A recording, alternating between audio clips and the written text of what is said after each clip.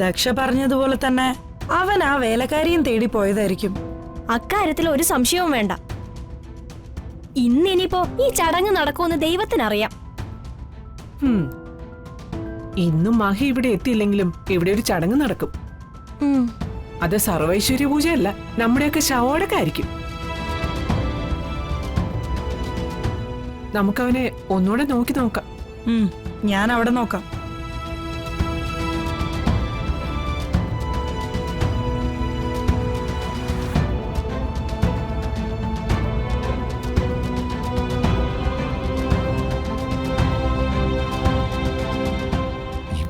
ഇവനിതെവിടെ പോയി കിടക്കുക? പൂജയ്ക്ക് സമയമായല്ലോ.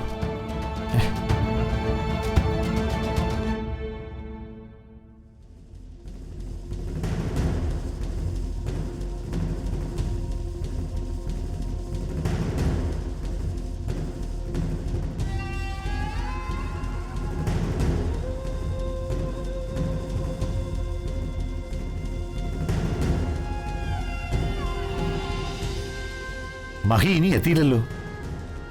മഹി ഇതെന്ത് ഭാവിച്ച? എല്ലാത്തിനും ഒരു അതിര് വേണ്ടേ?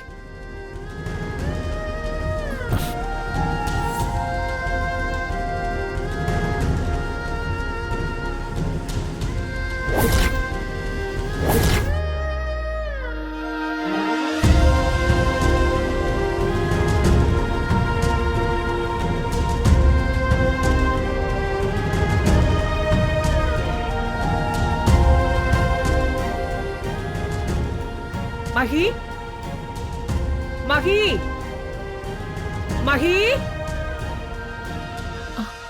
മഹി. ആ പെണ്ണിനെ ഇവിടെ ഇറക്കി വിട്ടത് രമാദേവിയാ. അപ്പ ആലോചിക്കണായിരുന്നു അവളുടെ വാലും പിടിച്ചോണ്ട് അവൻ പോകുന്നു. അതിന്റെ ശിക്ഷ ഇപ്പൊ അനുഭവിക്കുന്നത് നമ്മളാണല്ലോ. ഇവന്റെ ഇവിടെ പോയി.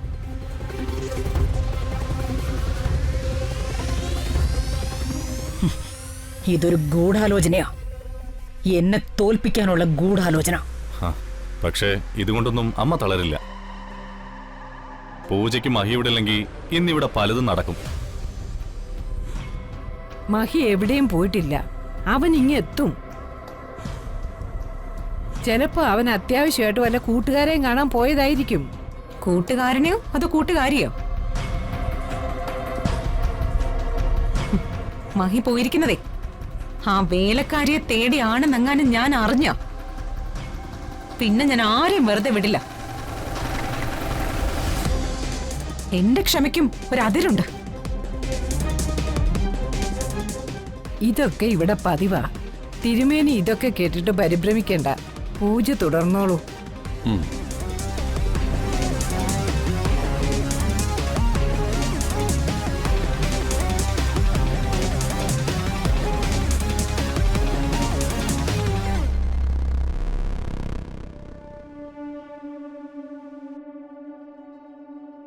മഹി, മഹി, മഹി, മഹി, മഹി, മഹി.